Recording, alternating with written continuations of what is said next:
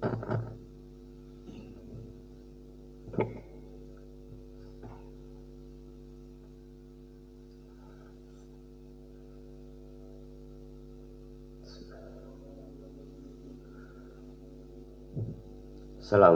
warahmatullahi wabarakatuh. Alhamdulillahirabbil alamin. Wal 'aqibatu lil muttaqin wa la 'udwana illa 'alal zalimin. Asyhadu an la ilaha illallah wahdahu la syarika lahu wa asyhadu anna Muhammadan abduhu wa rasuluhu la nabiyya ba'da. Allahumma shalli wa sallim wa barik ala nabiyyina Muhammadin wa ala alihi wa ashabihi ajma'in, amma ba'd. Rabbi shrah li sadri wa yassir li amri wa hlul 'uqdatam min lisani yafqahu qawli. Mari kita mulai majelis ini dengan bacaan basmalah. Bismillahirrahmanirrahim. Alhamdulillah, pagi ini Allah masih berikan nikmat kepada kita untuk menjalankan peran dan fungsi kita sebagai hamba Allah dan khalifatullah di muka bumi ini. Mudah-mudahan bisa terus istiqomah ya, di dalam menjalankan kebaikan-kebaikan ini. Pagi ini biasanya kita membahas tentang fikih muamalah. Kita akan memulai dari hal yang baru, masih bicara tentang fikih, tetapi bab yang paling awal di dalam fikih. Ya, mudah-mudahan bisa kita runjumkan, bisa kita istiqomai. Pembahasannya berkaitan dengan kitabut thaharah. Ya, kita ini kan bersucinya itu sudah kita lakukan. Kita berwudu sudah kita lakukan sejak kecil itu. Ya, kita sholat ya. Tetapi mengilmui atas sesuatu yang secara rutin kita lakukan itu barangkali ya sudah pernah, tetapi mungkin sudah sangat suwi nih. Jadi kemudian ya agak lupa. Sehingga aktivitas yang rutin itu dasarnya karena rutinitas. Ya. Nah, kadang kan memang orang beramal itu wis pokoknya ngamalke dhisik, nggo ngilmune mengikuti. Ya, ada yang belajar dulu baru kemudian beramal. Ya, ini min plus ya. Ya, ana sing ilmune akeh tapi amale malah tidak dilaksanakan. Nah, kita mencoba untuk mengilmui sesuatu yang sudah kita lakukan agar apa yang kita kerjakan itu sesuai dengan ketentuannya. Nah, pembahasan dalam kitab-kitab fikih itu yang pertama biasanya berkaitan dengan kitabut thaharah. Ini termasuk perkara ibadah kepada Allah Subhanahu wa taala. Jadi termasuk ibadah kepada Allah itu adalah thaharah. Ya. Jadi kalau disebut dengan ibadah, maka bersuci itu bagian dalam rangka takarrub ilallah, mendekatkan diri kepada Allah.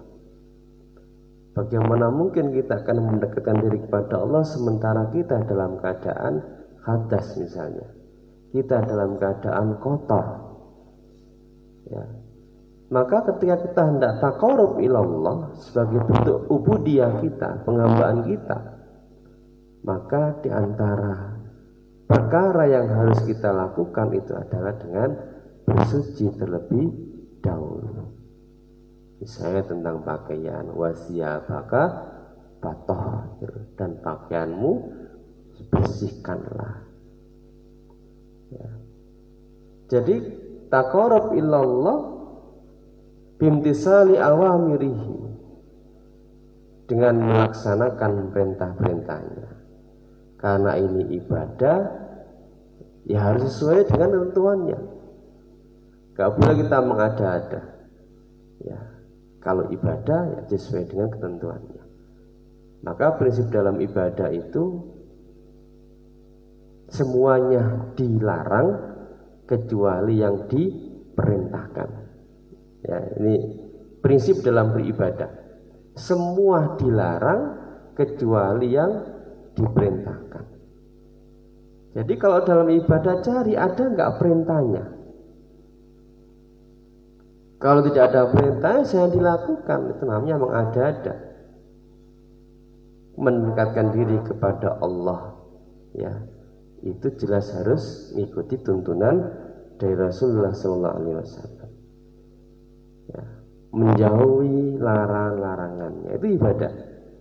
Ya, dan beramal dengan apa yang diizinkan oleh syari. Ya, syari itu adalah Allah. Maka tadi saya katakan ibadah itu semuanya dilarang kecuali yang diizinkan, kecuali yang diperintahkan oleh Allah Subhanahu wa Ta'ala. Ya, jadi ini termasuk ibadah bersuci itu. Maka ada lagi misalnya Ibnu Taimiyah mendefinisikan ibadah itu kullu ma yuhibbuhullahu wa yardahu minal aqwali wal af'al minal batina wad dhahirah. Yang namanya ibadah itu semua hal yang dicintai dan diridhoi oleh Allah Subhanahu wa Ta'ala, berupa perkataan, perbuatan yang bersifat batin maupun dhahir.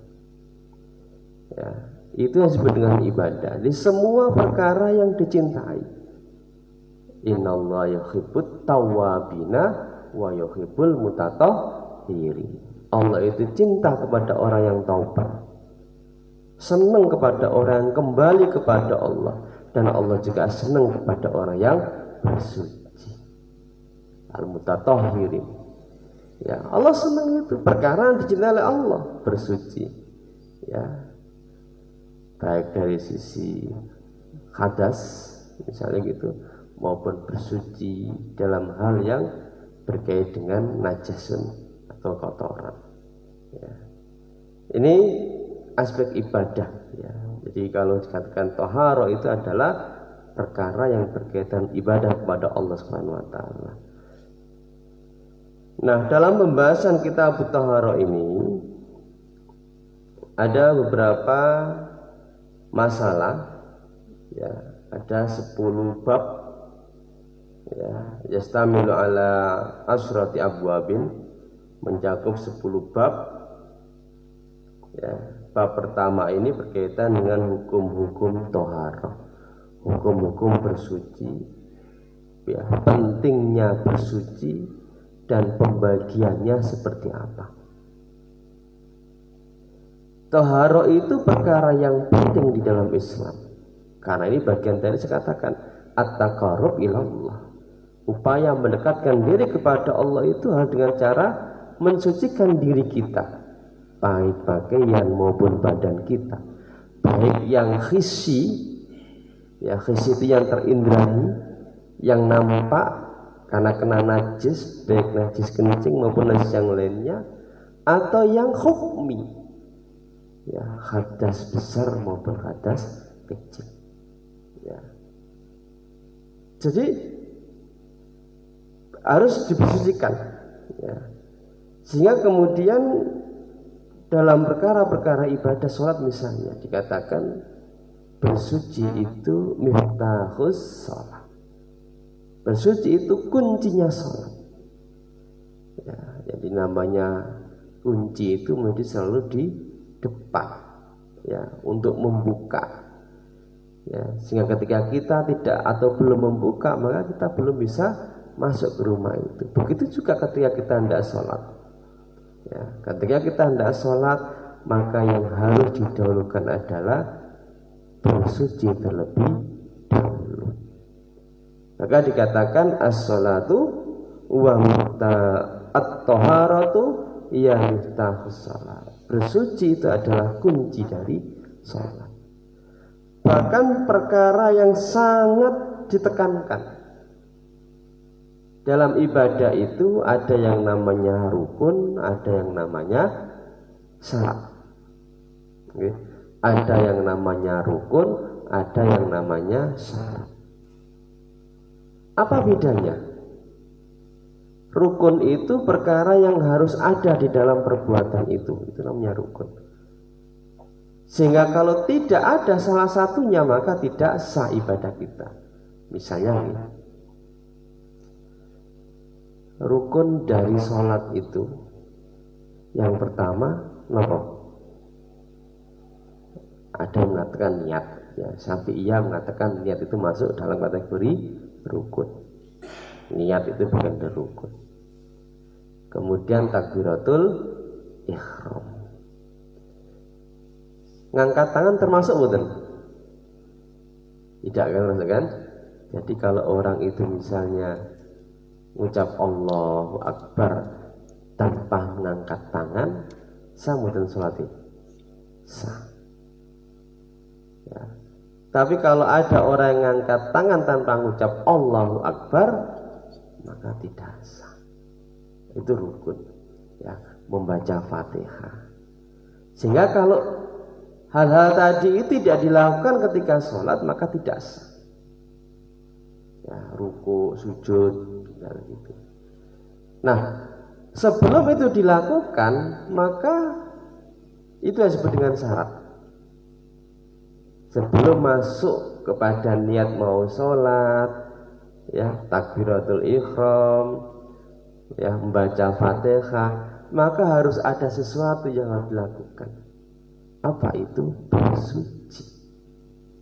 Maka bersuci itulah yang menjadi kunci.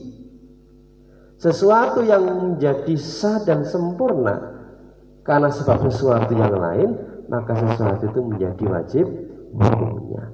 Sholat kita menjadi sah, ya, sholat kita, dan sahnya itu karena sebab yang lain, maka yang lain itu menjadi wajib hukumnya. Malayatimul wajib illa bi fahuwa wajib. Sesuatu tidak sempurna, tidak sah kecuali ada sesuatu yang lain, maka sesuatu itu menjadi wajib. Sholat kita tidak sah kalau belum didahului dengan bersuci, maka bersuci itu hukumnya wajib. Itu alur logikanya, ya. Sehingga dikatakan at-taharatu hiya miftahu shalah. Bersuci itu adalah kunci dari wa'aqidu surut, dan syarat yang sangat ditekankan bagi ibadah-ibadah yang mengharuskan adanya bersuci. Di antaranya adalah sholat tadi, ya, dengan cara berwudu atau ketika tawaf.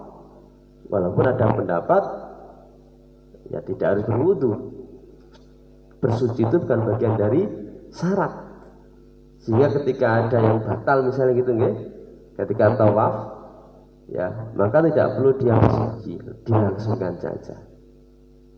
Ya, sekalipun ada pendapat tetap berwudu, ya, langsung. Jadi berwudu kemudian tidak harus mulai dari awal, dilangsungkan. Tapi ada pendapat berwudu dan harus mengulangi dari awal. Jadi kalau pendapat yang tadi itu berwudu, ya, lalu kemudian langsung, karena ibadah tawaf itu satu sama lain tidak saling terkait, ya, tidak saling terkait. Tetapi pendapat yang mengatakan berwudu dan mengulangi dari awal, tawaf itu dari putaran pertama sampai ke-7 itu saling berkaitan sebagaimana orang melaksanakan sholat. Walaupun tahiyat akhir tinggal salam kok kemudian batal, maka tidak kemudian berwudu lalu tahiyat akhir, kan enggak, tetapi tetap harus mulai dari awal. Nah, ini kalau pas haji kayak begini, sing biasa nggak bisa menahan putaran, ya, begitu banyaknya puncaknya haji itu ya pendapat yang kedua itu agak berat, ya. Nembis Arab rampung itu dari Rukun Yamani mau ke Hajar Aswad ternyata batal Dia harus keluar dari barisan berwudu dan mulai dari awal isora rampung-rampung. Ya. Sementara pendapat yang ketiga tidak harus berwudu karena bukan bagian dari syarat. Ini pendapatnya Ibnu Taimiyah. Ya, jadi ada perkara yang diwajibkan untuk bersuci, ya, yang pasti adalah sholat. Atau ketika menyentuh Al-Quran, ya, la yamassu illal mutahharun, ya, tidak boleh menyentuh kecuali orang yang suci. Sekarang ada penjelasan tidak akan bisa memahami Al-Quran kecuali orang yang bersih hatinya. Ya, jadi ini bagian dari adab. Ya, walaupun mengatakan ini bagian dari adab. Maka bersuci termasuk akidun surutua, syarat yang sangat ditekankan di dalam aspek ibadah-ibadah yang mengharuskan ia bersuci. Ya. Termasuk yang namanya syarat itu labudda ayataqaddama alal masyrut. Pasti yang namanya satu didahulukan, ya, atas yang syarat. Yang namanya satu mesti yang didahulukan. Syaratnya sholat, dia harus bersuci sebelum melaksanakan sholat, mesti didahulukan. Mengetahui waktu sholat, ya, menghadap kiblat dalam kondisi yang normal, memakai pakaian menutup aurat, itu bagian dari syarat-syarat yang harus terpenuhi sebelum melaksanakan yang rukun tadi. Ya. Jadi inilah pentingnya bertoharoh atau bersuci itu.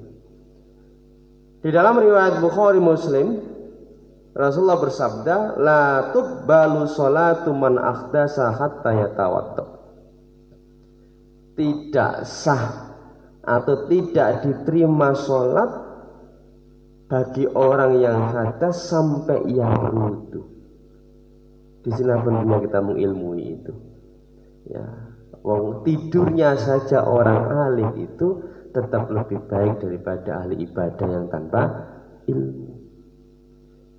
Ini sholat jamaah, tapi tidak ada dengan ilmu, sehingga bagaimana kefiahnya, tata cara sholat yang dibenarkan, yang sesuai dengan ketentuan itu dia tidak memahami. Maka pentingnya mengilmui sesuatu yang secara rutin kita kerjakan itu wajib hukumnya. Misalnya jenengan pedagang, maka wajib mengilmui bab perdagangan, atau kalau dalam fikih namanya bab tentang jual beli. Apa yang dilarang di dalam jual beli itu, supaya kita di dalam melaksanakan perniagaan itu sesuai dengan syariat, tidak mengurangi timbangan, itu dilarang. Ya, termasuk yang celaka, wailul mutaffifin itu, ya, mengurangi timbangan, menyembunyikan aib barang dagangan, bersumpah palsu. Iki demi Allah iki tuku sak mene misalnya, padahal tukune ya ora semono misalnya. Ya, jadi kita pahami, yang petani juga dia wajib belajar ilmu pertanian, yang guru juga dia terus mengasah. Ya, ini perkara-perkara yang wajib kita kerjakan, yang harus kita lakukan. Termasuk misalnya ketika hendak mau haji, itu harus belajar manasiknya. Ya, supaya di sana itu mau melakukan apa itu, ya, orang plonga ning kono Arab ngomong iki, ya, walau, ya, jadi harus dipelajari manasiknya, apa-apa yang harus dibaca. Ya, ini maka termasuk dalam hal ini, ya, kita belajar tentang kitab Tauhid dalam rangka mengilmui sesuatu yang secara rutin sebenarnya kita sudah mengerjakan. Ya. Kemudian di dalam surat Al-Baqarah ayat 222 Allah berfirman, innallaha yuhibbut tawwabina wa yuhibbul mutatahhirin. Allah itu senang kepada orang yang taubat. Maka sholat duha itu disebut juga sholat awabin. Ya, sholatnya orang-orang yang kembali kepada Tuhannya. Tawabin, orang-orang yang taubat. Wa yuhibbul mutatahhirin, dan Allah senang pada orang-orang yang bersuci, suci bajunya, ya. Bahkan ada orang yang kemudian menggantungkan, ya, gantung wudhu senantiasa bersuci. Itu salah satu amalan yang membuat Rasulullah itu mendengar trompanya Bilal. Itu di antara amalan Bilal itu adalah apa? Senantiasa dalam keadaan bersuci. Ya, kita akan mungkin agak susah. Ya, itu Bilal begitu ia hadas batal berwudu, kemudian salat 2 rakaat. Ya, ini perlu dilatih lagi. Jadi mendawamkan senantiasa bersuci itu yang dilakukan oleh Bilal, sehingga sampai trompanya itu sudah berada di surga. Ya. Lalu Bilal ditanya oleh Rasul, amalan apa sih yang kamu lakukan? Oh, enggak ada Nabi, itu rendah kan? Ya, saya itu hanya selalu berwudu, menjaga wudu, kemudian melaksanakan 2 rakaat setelah wudu. Itu sholat sunnah karena ada sebab. Boleh misalnya, walaupun itu di waktu yang dilarang. Karena kita sudah mendawamkan, misalnya kita sudah sholat isya, sholat asar, kan dilarang kita la sholat ba'da sholat subuh, nggak boleh sholat subuh sampai kemudian zawal matahari terbit, tidak boleh setelah sholat asar sampai kemudian ghurub tenggelam matahari. Tapi kalau ada sebab itu boleh, karena kita sudah biasa wudu, menggantungkan wudu, okay? Lalu kemudian kita sudah sholat isya, lalu kemudian kita berwudu, kemudian kita wudu masuk masjid lagi untuk melaksanakan sholat karena sebab itu, maka itu dibolehkan. Ya, kalau sholat mutlak nggak boleh. Ya, atau misalnya sholat sunnah karena sebab itu kan sebab ada kematian misalnya, sehingga kita melaksanakan sholat jenazah. Jadi itu kaitan sholat. Jadi wa yuhibbul mutatahhirin, Allah itu senang juga orang yang senantiasa bersuci. Kemudian ada beberapa tingkatan bersuci itu. Ada tingkatannya. Ya, ini kita coba untuk melihat diri kita ini termasuk pada tingkatan yang keberapa.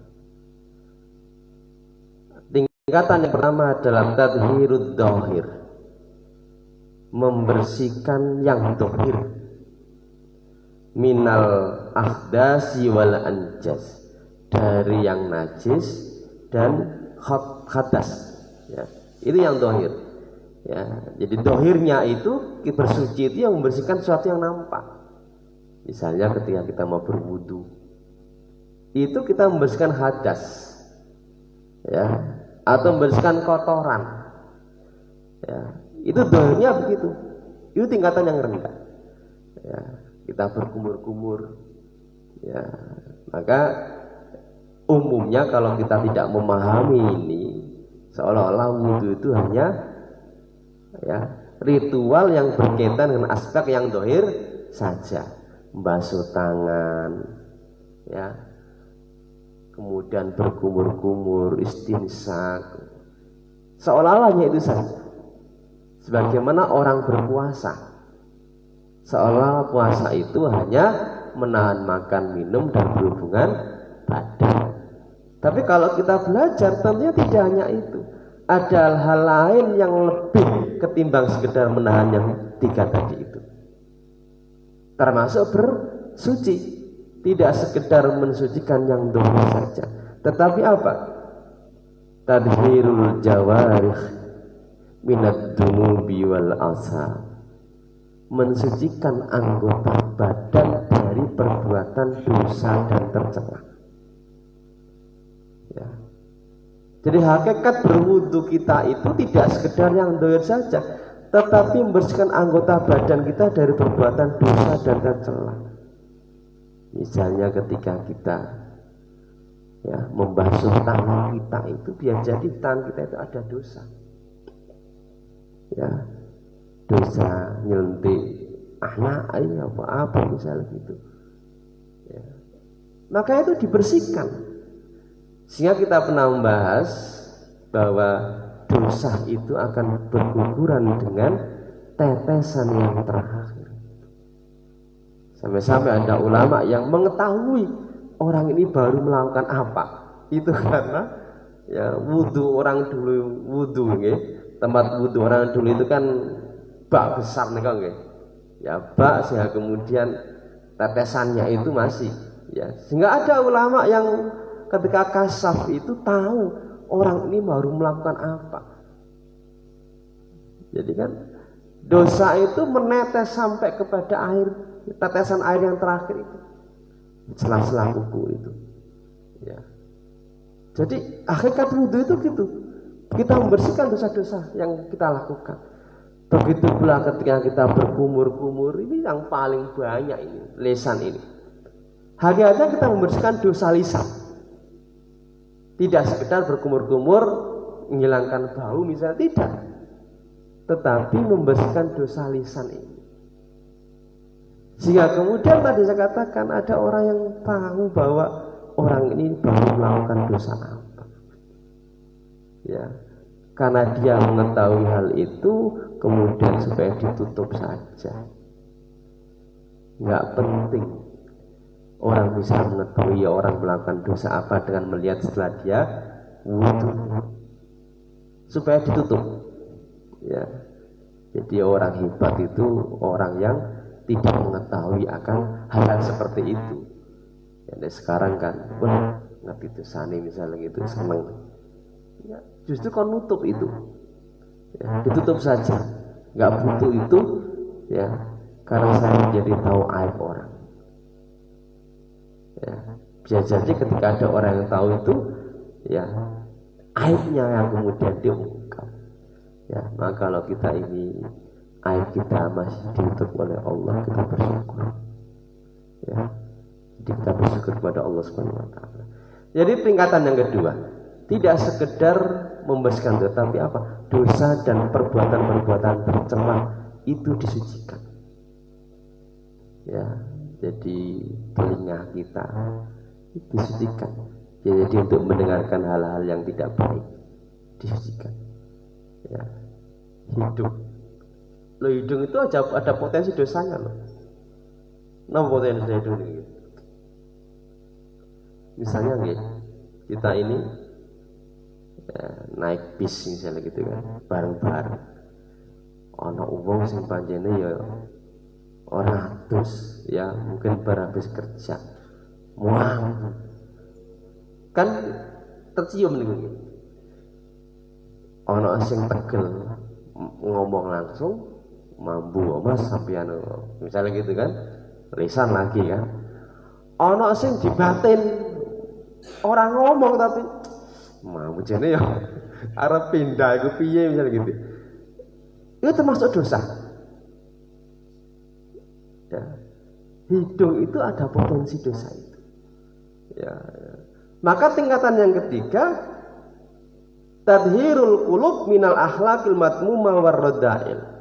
Mensucikan hati, nah tadi itu, dari akhlak yang tercela dan yang rendah. Hati kita bersuci tidak sekedar yang dohir, tetapi kita membersihkan anggota badan dari perbuatan dosa dan yang tercela tadi. Yang ketiga, kita sejatinya, hakikatnya adalah membersihkan hati kita dari akhlak-akhlak yang tercela dan akhlak yang rendah ya. Ini perlu dipahami betul ya. Sampai ke sana wudhu itu, bersuci itu ya. Jadi tidak sekedar yang tadi yang dohir atau dosa, tapi hati juga kadang menyimpan dosa ya. Ria'an nas, riak kepada manusia ya.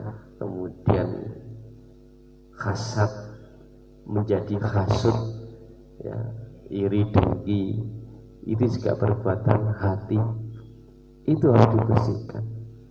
Maka orang mukmin atau orang muslim itu mestinya dia bersih dari perbuatan-perbuatan dosa yang sifatnya batin maupun yang dohir.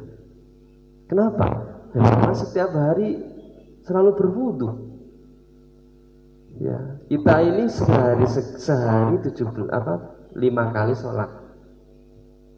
Ya, sehari 5 kali sholat yang wajib. Ya, berarti kita 5 kali berwudu. Belum lagi ditambah sela-sela sunnah.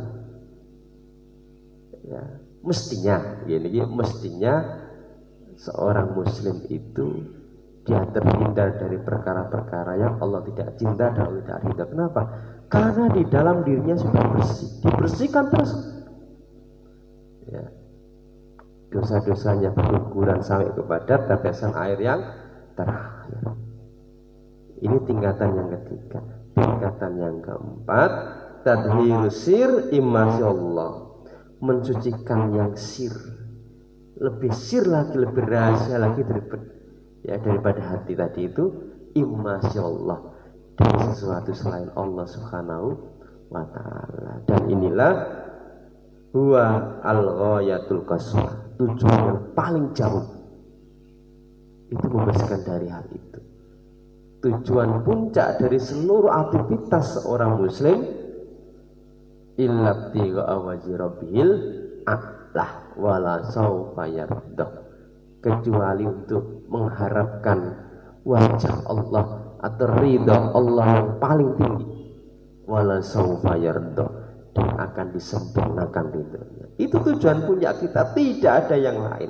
Dan itu bisa kita cari, bisa kita tempuh dengan cara kita bersuci. Nah, ini kita pahami ini.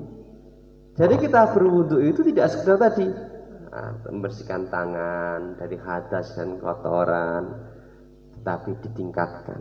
Hakikatnya kita sedang membersihkan dosa-dosa yang dilakukan oleh anggota tubuh kita, mulai dari tangan, mulut, telinga sampai kaki, sampai kemudian perkara yang tidak secara langsung diusap, tetapi apa?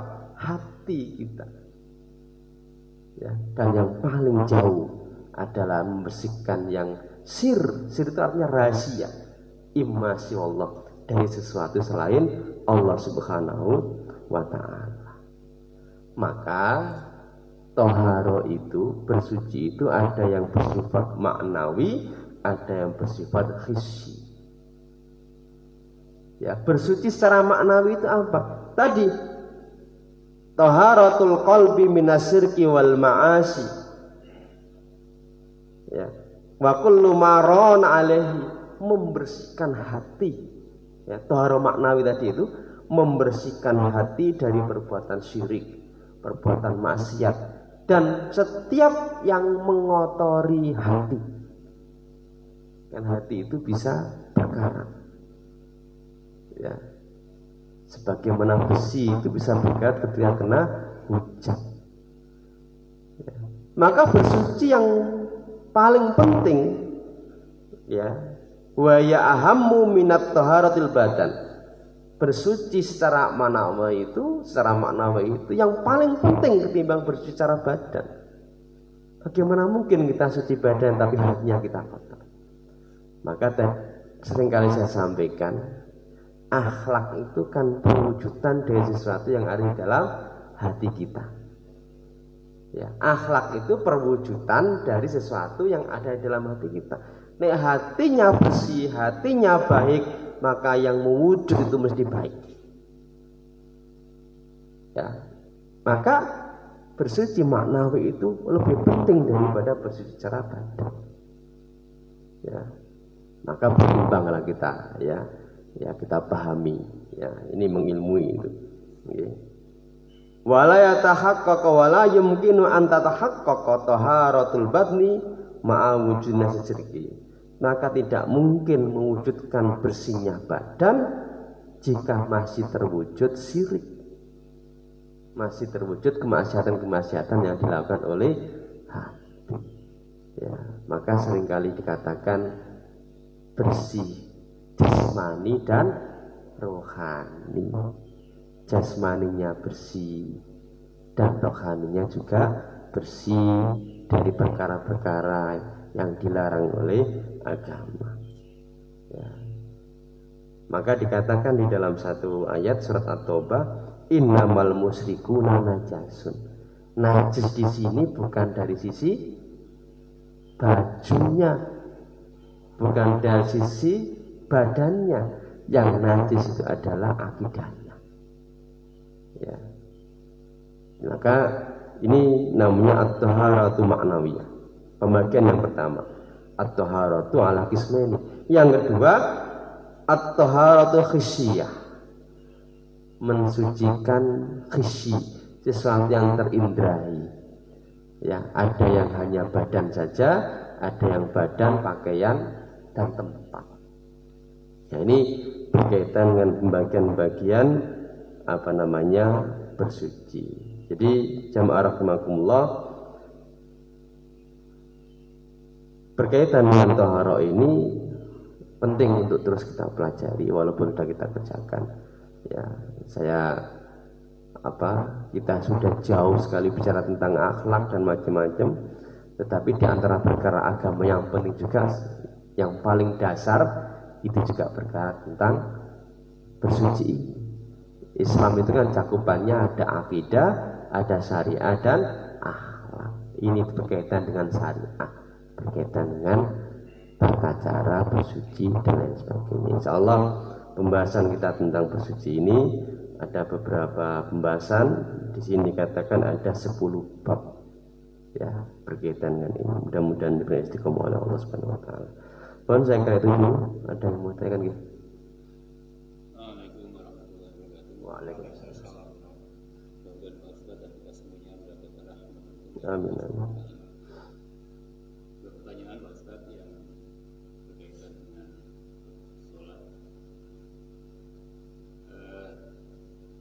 Yang kita tahu penjelasannya nanti, kalau kita sholat ini kadang kan untuk merapatkan sholat yang sering kita jumpai, kadang ada yang kakinya itu harus ngoyok terus.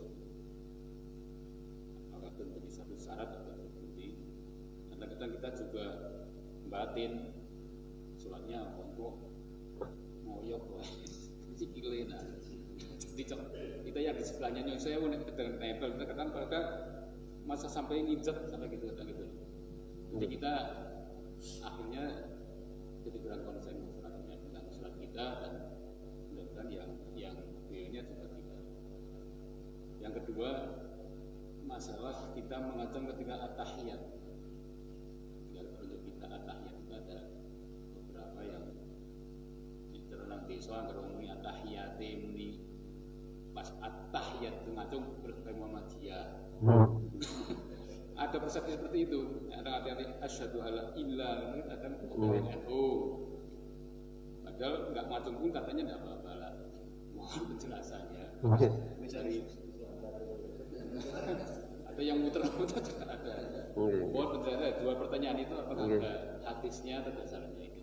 Terima kasih. Ya, insyaallah pada beberapa bab yang akan datang kita biasa membahas tentang sholat akan ada itu. Jadi gini, peristiwa tentang merapatkan, ya itu kan sebenarnya apakah itu perbuatan Nabi atau perbuatan sahabat, ya, walaupun Nabi itu kemudian berkata tentang luruskan, ya. Jadi apa istilahnya, saya lupa istilahnya itu, ya. Jadi ini tidak termasuk bagian dari rukun, ya. Yang disama Rasul hanya meluruskan shaf itu, ya, sawu sufufakum itu meluruskan shaf barisan, tidak kemudian saling berdempet, ya. Karena ada kesulitan juga, ada orang yang kemudian dalam rangka untuk itu kemudian sopir untuk panjang, ya. Ada orang yang butuhnya, ini kan berkaitan dengan ini, orang berdiri itu kadang kakinya bisa lurus, ya, itu dia nyaman, ya. Ada yang sampai ditekuk begini, jadi posisi sholatnya kadang nggak simetris antara kaki, ya, karena dalam rangka nguber niku supaya kemudian bisa dempet, ya. Termasuk ininya kan gitu, nggak hanya kakinya Bapak, termasuk ininya itu ya nek wong iku ya tetap susah juga, ya. Jadi tetapi poin pentingnya bahwa itu tidak bagian dari satu yang kemudian bahwa mepet itu menyebabkan masalah, tidak. Ya, dan tidak termasuk rukun. Ya, jadi itu tidak termasuk rukun berkaitan sama tidaknya. Nah, ini yang pertama. Ya. Kemudian yang kedua berkaitan dengan tahiyat. Tahiyat itu kapan jari telunjuk itu menggerakkan? Bahasa di dalam hadis hanya harroka, menggerakkan.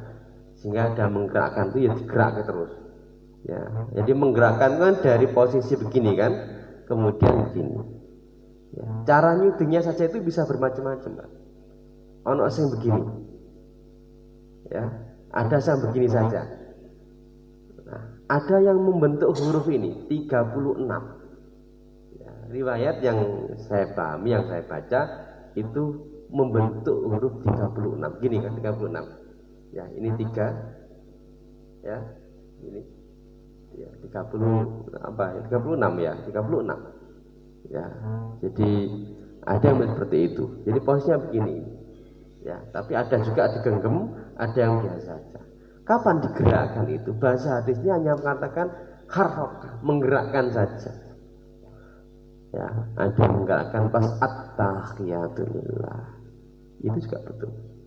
Ya, ada juga yang menunjukkan ketika mengucapkan asyhadu alla, ya, menunjukkan keesahan.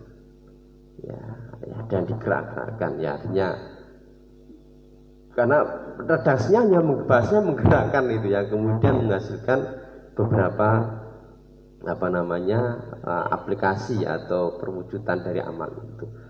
Ya, jadi yang bisa kita pahami dari beberapa hal itu sebenarnya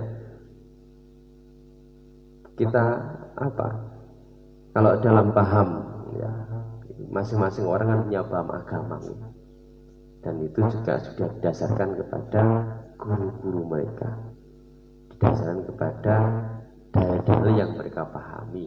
Ya, bisa jadi ketika yang memahami bahwa at-tahiyat itu menggerakkan jari telunjuk itu ketika mengucapkan at-tahiyat, itu juga ada dasarnya. Ya, yang praktekkan bahwa menggerakkan jari telunjuk ketika tahiyat itu pada saat asyhadu alla ilaha illallah, itu juga ada dasarnya. Yang kemudian dari awal ya menggerakkan, karena bahasanya menggerakkan itu ya saya kira juga mereka punya dasar. Ini bukan perkara NU Muhammadiyah. Ya, kita belajar ini adalah belajar tentang bagaimana kita membiasakan yang benar dalam konteks beribadah. Dasarnya apa yang benar itu? Dasarnya adalah ilmu. Ya, jadi kita berhusnudzon yang mempraktekkan demikian mesti dasarnya dengan ilmu. Kalau kelasnya awake dhewe itu kelasnya muqallid, Bapak. Ya, muqallid itu taklid tapi ono ilmune gitu. Ya. Jadi taklid tapi kita mau belajar supaya ketika kita itu melakukan sesuatu itu dasarnya gini. Ada riwayat itu, begitu pula yang lainnya. Jangan jadi muqallid yang tanpa ilmu. Ya, jadi yang kita semua ini muqallid. Saya ini juga muqallid, saya hanya membacakan kitab saja. Saya bukan yang beristihad. Ya kan, saya hanya membaca kitab. Sehingga kemudian disilah pentingnya karena kita ini bukan semuanya seorang mujtahid, ya, orang yang bisa beristihad. Maka kemudian kita ini sebagai muqallid tapi muqallid bil ilmi, taklid tapi didasari dengan ilmu. Kenapa kita sholatnya tahiyatnya ada dasarnya ilmunya itu seperti ini, saya belajarnya seperti ini. Ya, jadi tidak kemudian menyalahkan, wah itu NU enggak, ya, tidak ada hubungannya NU dengan Muhammadiyah. Termasuk misalnya kenapa bacaan Bismillahirrahmanirrahim dijaharkan, ada yang disirikan misalnya, ini kan di sini kan jahar gitu. Kayak Salimun itu kan jahar. Itu misalnya gitu kan. Atau misalnya ketika saya jadi imam, saya nggak menjaharkan, saya kan, itu mesti Muhammadiyah. Enggak, ini nggak ada hubungan dengan Muhammadiyah. Ini kaitan dengan ilmu. Kenapa orang menjaharkan itu ada ilmunya? Ini pembahasan tentang lafaz apakah Bismillah itu termasuk bagian dari Fatihah atau tidak. Masalahnya di situ. Kalau yang memahami itu bagian dari Fatihah, maka wajib membaca dengan jahar. Karena berarti bismillah itu ayat yang pertama. Yang mensirikan itu bismillah bukan termasuk Fatihah, tapi bagian dari ayat tertentu dari Al-Quran. Ucapannya Nabiullah Sulaiman, innahu min Sulaiman wa innahu bismillah. Ya, sehingga kemudian dia tidak menjaharkan. Tapi apakah tidak membaca bismillah? Membaca, karena ada hadis yang lain. Kullu amalin dibari la yabda'u bi bismillahirrahmanirrahim bahwa perbuatan yang di dalamnya ada nilai kebaikan, kok orang dimulai dengan bismillah, maka amalan itu terputus. Tetap membaca, tetapi dengan cara sir. Ini nggak ada urusannya dengan ilmu Muhammadiyah. Jadi ini kita harus paham betul. Ini kaitannya dengan ilmu. Ya, jadi dengan ilmu Muhammadiyah. Saya pakai bismillah. Ya, saya jar. Ya, guru saya itu juga menjarkan, ya, Pak Yai Abdurrahman Samsuri, padahal pondok Muhammadiyah terbesar di Jawa Timur itu, ya, itu pakai jahar. Bahkan saya taksin di hadapan beliau itu berapa kali, 20 kali untuk menyebutkan Bismillahirrahmanirrahim. Jadi kalau nggak bisa siapet. Itu saya di hadapan beliau, karena beliau adalah penghafal Quran, beliau adalah juri MTQ. Ya, jadi itu mau Bismillah ketika taksin itu lagi itu, jadi itu 20 kali itu. Padahal kalau nggak bisa itu ya apa ini kumpulkan itu ya biasa aja deh, santri dulu, sekarang dilapor ke. Baik, saya kira gitu nggih. Ya, mudah-mudahan manfaatnya dan insyaallah nggih.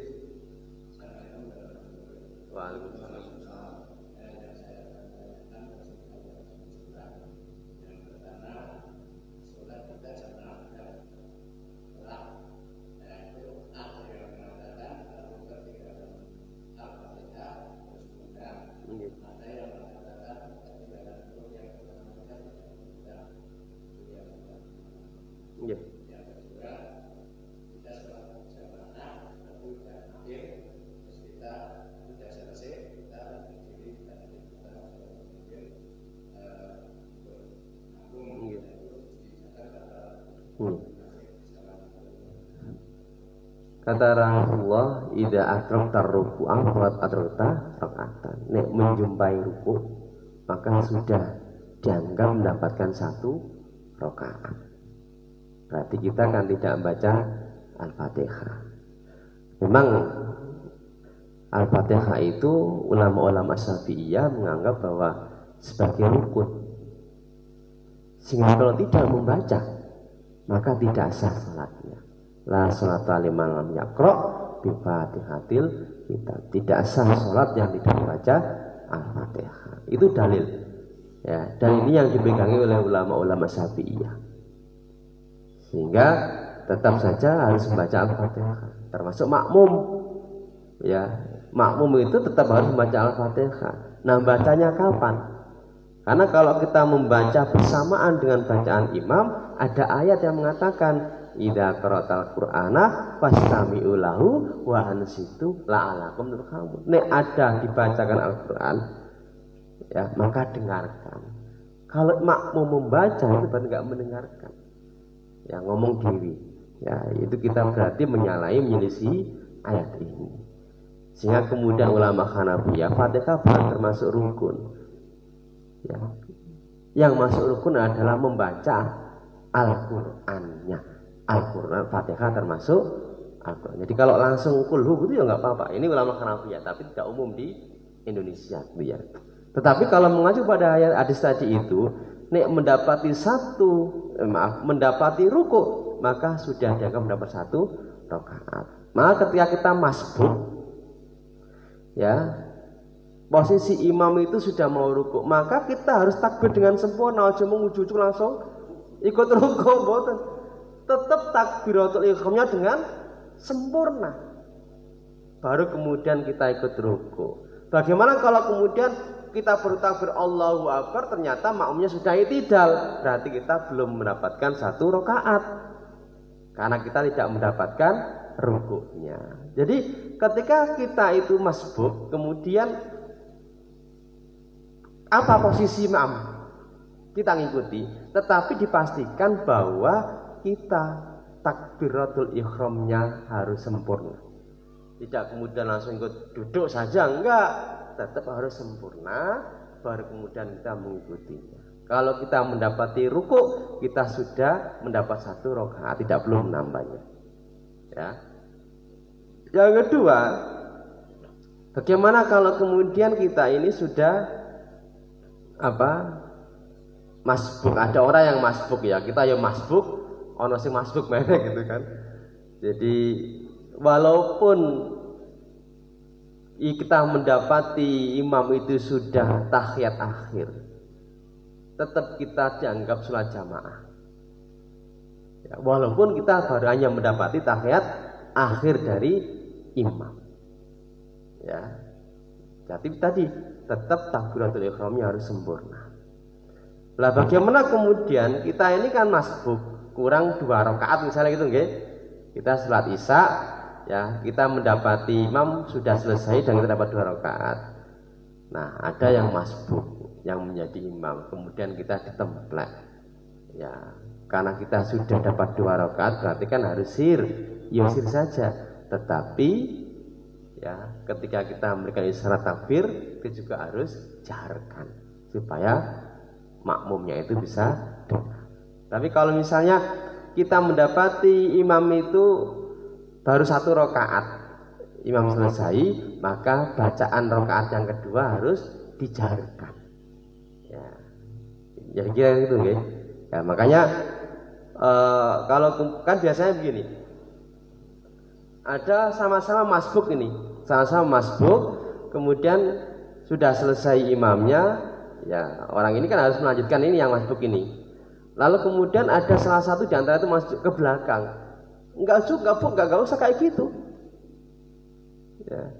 Jadi karena sama-sama sudah melaksanakan sholat jamaah, sehingga tidak perlu lagi mengangkat imam untuk berjamaah, tidak perlu. Tetapi tinggal melanjutkan kurangnya berapa. Ini. Jadi misalnya tadi sudah masbuk, ya, tinggal dapat kurang 1 rakaat. Kan berarti kan harus melanjutkan ini 2 orang ini. Lalu ada yang kemudian yang satunya ke belakang agar yang satunya menjadi imam. Enggak perlu. Mereka sudah sama-sama ikut berjamaah bersama imam. Tidak perlu ada jamaah lagi. Tinggal melanjutkan kurangnya berapa. Ya, sendiri-sendiri, okay. Sendiri-sendiri, tidak perlu kemudian yang satu ke belakang, yang satu jadi imam, tidak. Karena sebenarnya orang yang masbuk ini sudah melaksanakan sholat jamaah bersama imam yang pertama. Ya, jadi tinggal melanjutkan sendiri. Kira-kira gitu ya. Kita akhiri dengan doa kifaratul majelis. Bismillahirrahmanirrahim. Subhanallah walhamdulillah. Alhamdulillahirabbil alamin. Wassalamualaikum warahmatullahi wabarakatuh.